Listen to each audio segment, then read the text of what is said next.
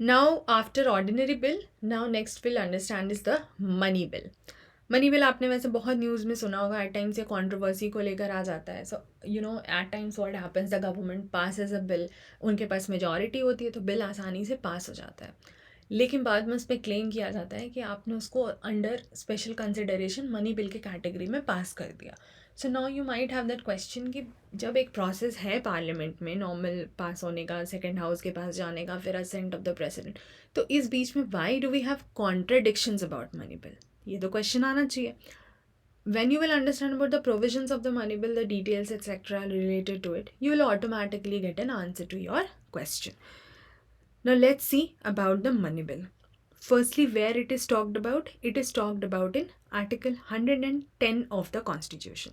तो पहले एक काम करते हैं, आर्टिकल 110 को देखते हैं, कंटेंट उसका क्या कहता है, so that we will understand. Now see, एक आर्टिकल 109 भी है which is talking about the special procedure in respect of money bill. उसको समझने से पहले definitely we need to know the definition of money bill. तो पहले हम आर्टिकल 110 को समझेंगे. आर्टिकल 110 कहता है, for the purpose of this chapter, ये जो यूनियन वाला चैप्टर है, a bill shall be deem to be a money bill. तो सिर्फ यहीं पर उसकी बात हो रही है कि इसके कॉन्टेक्स्ट में कोई भी बिल को मनी बिल तब मानेंगे if it contains only provisions dealing with all or any of the following matters. So if a bill will contain, अब जैसे ये सारे matters दिए हुए हैं, ठीक है. So if a bill will contain either all the matters or any of the matters or a combination of matters, whatever, if a single matter is also there, it will be considered as money bill. So now what are the matters which will define a bill to be a money bill? ये सब matters हैं. क्या है? पहला कहता है imposition, abolition, रेमिशन, alteration और regulation of any tax. तो टैक्स रिलेटेड मैटर है, ठीक है. उसको इम्पोज करना, अबॉलिश करना, रेमिट कर देना, ऑल्टर करना, या किसी भी तरीके से टैक्स में रेगुलेशन लाना, रेगुलेट करना. तो टैक्स रिलेटेड ये सारी चीज़ें अगर होंगी तो वो मनी बिल में क्लासीफाई हो जाएगा. दूसरी चीज़, the regulation of the borrowing of money or giving of any guarantee by the government of India. तो अगर गवर्नमेंट ऑफ इंडिया कोई मनी बोरो करता है कहीं से, उसका क्या रेगुलेशन होगा, या अगर वो कहीं गारंटी देते हैं तो उसका क्या रेगुलेशन होगा. या लॉ अमेंडमेंट की बात होती है with respect to any financial obligations undertaken or to be undertaken by the government of India. In short you understand, government of India से रिलेटेड जो इस तरह के फाइनेंशियल मैटर्स होंगे, बोरो करने का या गारंटी देने का, या कोई भी फाइनेंशियल ऑब्लिगेशन जो गवर्नमेंट पर होगा, वो सारा मैटर मनी बिल में काउंट हो जाएगा, ठीक है. Third is custody of the consolidated fund और कंटीजेंसी फंड. अब कंसोलिडेटेड एंड कॉन्टीजेंसी फंड क्या होता है, will have a separate section on the different funds. But अभी के लिए कंसोलिडेटेड फंड आपने पढ़ा है, जो हमने पहले भी सैलरीज वगैरह पे बात की है, तो वो इसमें क्या होता है, कंसोलिडेटेड फंड से जो पैसा जाता है that is not subjected to vote. तो यहाँ पे पार्लियामेंट वोट करके उसको चेंज नहीं कर सकती है. Contingency fund is about any kind of emergency, ठीक है. अभी के लिए just understand this much, will see the details later. So इन दोनों फंड से रिलेटेड जो भी पैसा रहेगा, the payment of monies into this fund or withdrawal of money from this fund. Basically इन फंड से रिलेटेड जो भी मैटर होगा, because it is about the custody of these funds, तो इधर you are paying the money into that fund or withdrawing it from the fund. दोनों cases में ये एप्लीकेबल होगा, ठीक है. नेक्स्ट मैटर कहता है appropriation of money out of consolidated fund. Now you might wonder कि जब कंसोलिडेटेड फंड यहीं पे मेंशन है और उसके विड्रॉल की भी बात हो गई है, so what is this appropriation of money. So now that is slight different from this withdrawal.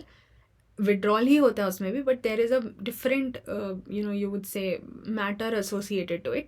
उसके लिए एक अप्रोप्रिएशन बिल चाहिए होता है. So all of that is what we are going to see later, ठीक है. अब जैसे आप आगे देखो, अगर मैं आपको क्विकली, ये देखिए अप्रोप्रिएशन बिल होता है, तो हम ये सब पढ़ेंगे आगे जब वो टॉपिक आएगा. अभी just understand about these two funds, ठीक है.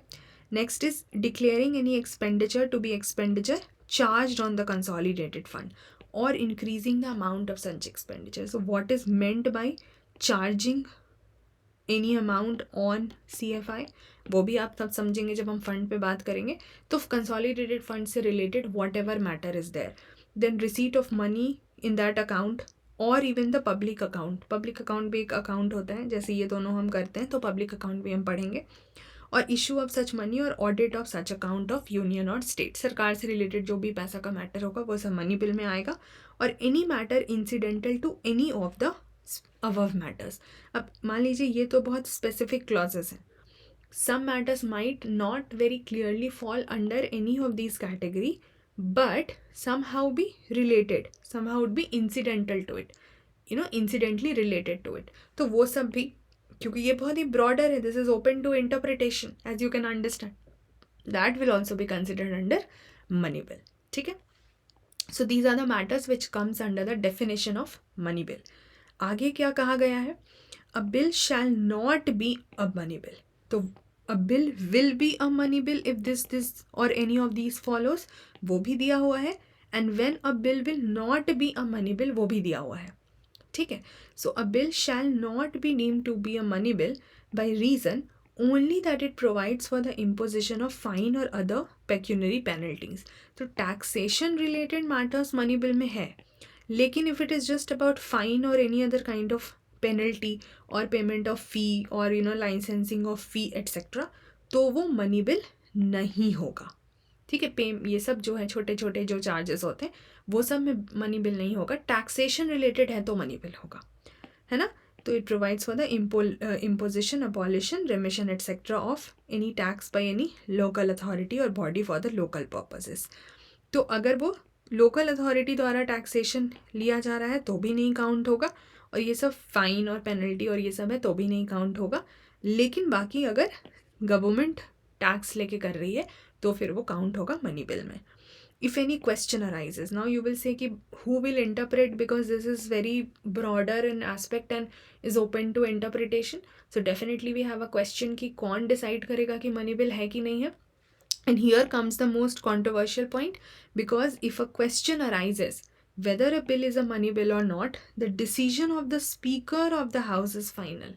और ये हमने पढ़ा भी था जब हमने ये प्रेसाइडिंग ऑफिसर्स की बात की थी कि ये लोकसभा के speaker, house of the people मतलब लोकसभा के स्पीकर के हाथ में पावर होता है, not even with the Rajya Sabha chairman. It is only and therefore it here we have seen कि एज होता है लोकसभा स्पीकर के पास, तो उनके पास पावर होता है। और यहीं पे सारा क्वेश्चन आ जाता है कि सरकार अपने हिसाब से मैनिपुलेशंस करवा सकती है। They shall be endorsed on every money bill. तो जब वही बिल काउंसिल ऑफ स्टेट्स यानी राज्यसभा को, क्योंकि देखिए दोनों हाउसेस से पास तो होना ज़रूरी है, डिसीजन सिर्फ भले स्पीकर का होगा लेकिन दोनों हाउसेस से पास तो होना ज़रूरी है। तो जब वो लोकसभा से राज्यसभा बिल जाएगा तो हर बिल पे स्पीकर को इंडोर्स करना होगा। ठीक है, under article 109 which we are going to see right now, and when it is presented to the president for assent under article 111.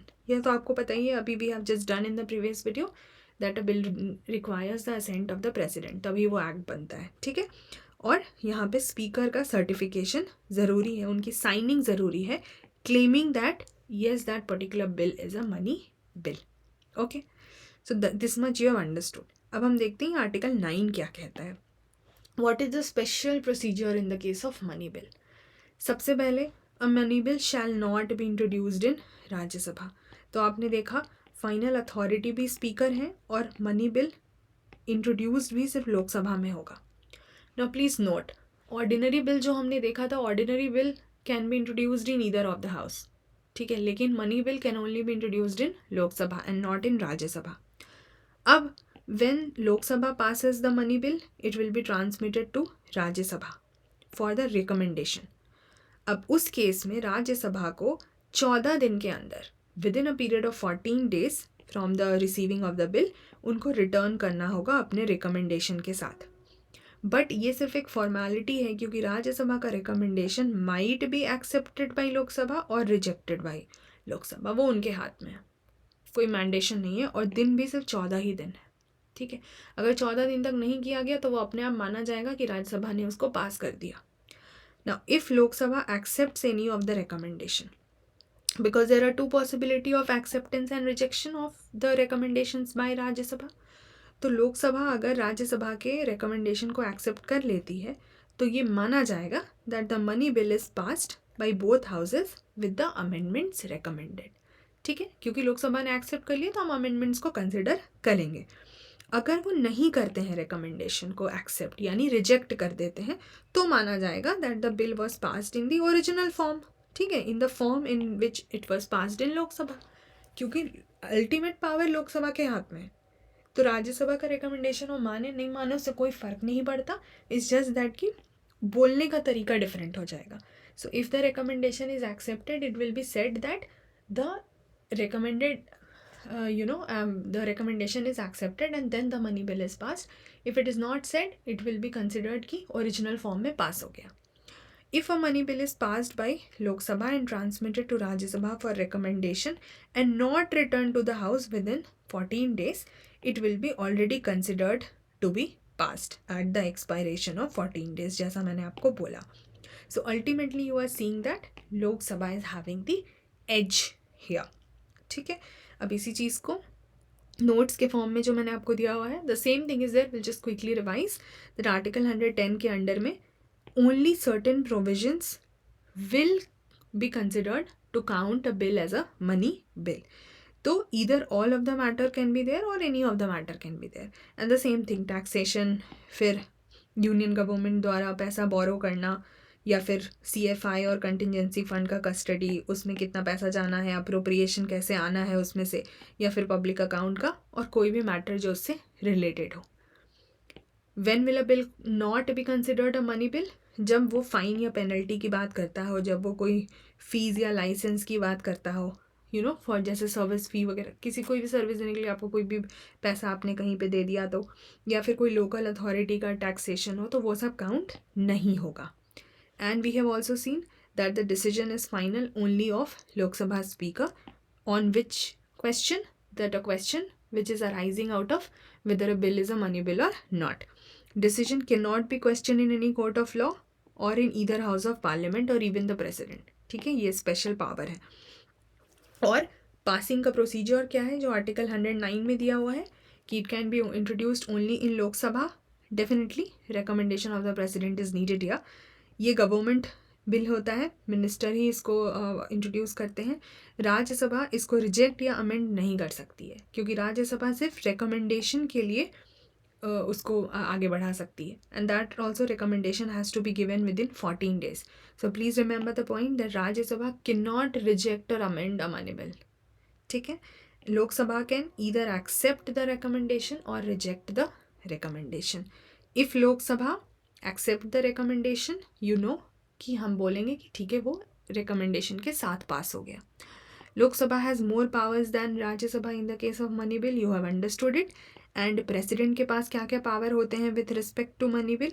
President can either give assent और withhold assent. तो या तो वो उसको एक्ट बना देंगे या तो रिजेक्ट कर देंगे, लेकिन वो रिकन्सिडरेशन के लिए नहीं भेज सकते हैं. Why? Because the bill was already introduced on the recommendation of the president. तो इसका मतलब कि प्रेसिडेंट को पहले से ही समझ है उस बिल से रिलेटेड. ठीक है, तो आप उसमें एंड में जा कर के आप रिकन्सिडरेशन के लिए यूजुअली जो होता है कि रिटर्न वो नहीं करते हैं. So here we have understood about the details of the money bill also. Now will just quickly see certain distinctions between the ordinary bill and the money bill, because यहीं पे आपको स्पेशल ये चीज़ें याद रखनी है. प्रीलिम्स में यही फैक्चुअल चीज़ें हैं जो you might be got here. So firstly ordinary bill जो हमने पिछले क्लास में देखा था, it can be introduced either in Lok Sabha or Rajya Sabha, so any house. But money bill can be introduced only in Lok Sabha and not in Rajya Sabha. Ordinary bill can be introduced either by a minister or by a private member. हमने देखा था it can be a government bill जिसको हम public bill बोलते हैं, और अ private member bill. But here it will be introduced only by a minister. Then ordinary bill is introduced without the recommendation of president. यहाँ पे prior recommendation नहीं चाहिए. But money bill can be introduced only on the prior recommendation of the president. Then ordinary bill can be amended or rejected by the Rajya Sabha. We have seen in those process जो हमने 5 stages of passing देखा था कि जब वो second house, तो मान लीजिए Lok Sabha is the first house, so if the second house is Rajya Sabha, it can amend or reject the bill. लेकिन in the case of money bill, it cannot be amended or rejected. It will only be returned by Rajya Sabha for recommendation, और वो भी recommendation वो चाहे लोकसभा तो accept करे या ना करे. Ordinary bill can B detained by the Rajya Sabha for a maximum period of 6 months. 6 महीने तक वो इस पर कोई एक्शन ना ले तो भी चलेगा, बट यहाँ पे सिर्फ 14 दिन का टाइम होता है उनके पास, ठीक है। It does not, ordinary bill does not require the certification of the speaker, ठीक है। उनको कोई, जब वो एक हाउस से दूसरे हाउस में जाएगा, स्पीकर का सर्टिफिकेशन नहीं चाहिए। बट हमने देखा कॉन्स्टिट्यूशन में साफ साफ लिखा हुआ है कि स्पीकर को सर्टिफाई करना होगा when it is transmitted to Rajya Sabha, ठीक है। इस केस में नहीं चाहिए। Ordinary bill is sent for president's assent only after approval from both the houses. Definitely दोनों हाउसेज से अप्रूवल हो जाएंगे तभी उनको भेजा जाएगा। और अगर कोई डेडलॉक होता है due to disagreement, then a joint sitting will be summoned by the president to resolve that issue. But here it is sent for the president assent even if it is approved only by Lok Sabha. क्यों? क्योंकि राज्यसभा के recommendation को मानना नहीं मानना लोकसभा के हाथ में है। That is not a mandatory case, right. So यहाँ पे कोई चांस ऑफ डिसएग्रीमेंट होता ही नहीं है। देयरफॉर मनी बिल के केस में there is no joint sitting provision and that can be a prelims question कि जॉइंट सिटिंग ऑर्डिनरी बिल में होती है, मनी बिल में होती है, कहाँ कहाँ होती है। तो ऑर्डिनरी बिल में हो सकती है, मनी बिल में होगी ही नहीं, क्योंकि डिसएग्रीमेंट का कोई चांस ही नहीं है, क्योंकि रिकमेंडेशन ऑफ राज्यसभा माने या ना माने वो लोकसभा के हाथ में है। तो ईदर केस प्रेसिडेंट असेंट के लिए भेजा जा सकता है। ऑर्डिनरी बिल अगर डिफीट हो जाती है in Lok Sabha, it may lead to the resignation of the government, ठीक है, even if it is introduce by a minister. और यहाँ पे देखिए ये क्या बोला जा रहा है, it may lead to the resignation. तो वो डिपेंड करता है कि उसके बाद फिर नो कॉन्फिडेंस मोशन वगैरह पास होता है कि नहीं। तो यहाँ पे वो डिपेंड करता है कि अगर सरकार अपना कॉन्फिडेंस प्रूव कर पाती है तो फिर रेजिग्नेशन नहीं होगा, बट होने के चांसेस भी हो सकते हैं। तो it may lead to, but here it leads to resignation. Money bill अगर रिजेक्ट हो रही है मतलब रेजिग्नेशन होना ही होना है, ठीक है। यहाँ पे इट मे पॉसिबिलिटी है। And ordinary bill can be rejected, approve or returned for reconsideration by the president, but money bill can be rejected or approved लेकिन can not be returned for reconsideration. ये तो आपको अभी दिखाया भी कि it can not be return for reconsideration. Okay, so you have seen the differences between ordinary bill and money bill as well. In the coming video, we'll see about the financial bill. So that we finish the categories because constitutional amendment bills हम already पहले कर चुके हैं, ठीक है। चलिए, see you guys, bye bye.